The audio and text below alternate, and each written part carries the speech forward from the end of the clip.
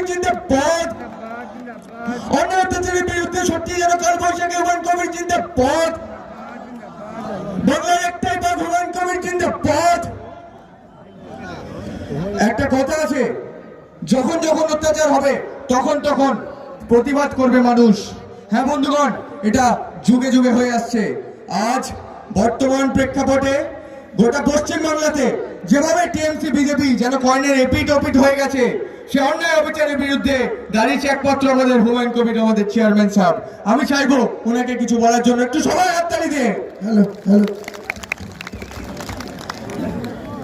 আমাদের বিপ্লব ইমতিয়াজ ডোমকল সাব ডিভিশনের আমাদের সংগঠনের যুব সভাপতি 4,500 টাকা এখানে কুড়ি পেয়েছে।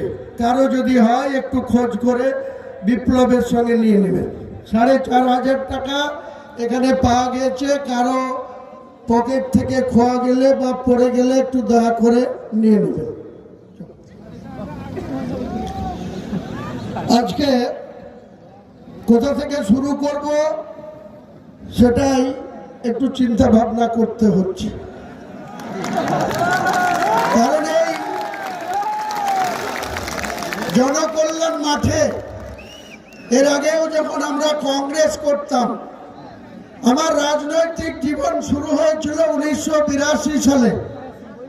তখন সবে বামফ্রন্ট সরকার 1977 সালে প্রমোদ দাশগুপ্ত এবং প্রয়াত জ্যোতি বসুর নেতৃত্বে 1977 সালের 21শে জুন কংগ্রেসের সিদ্ধার্থ শঙ্কর রায়ের সরকারকে পরাজিত করে বাংলার গদিতে বসেছিলেন।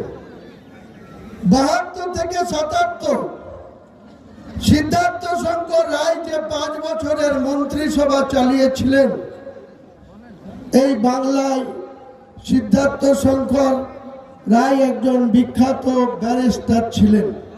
তিনি বাংলার মুখ্যমন্ত্রী ছিলেন।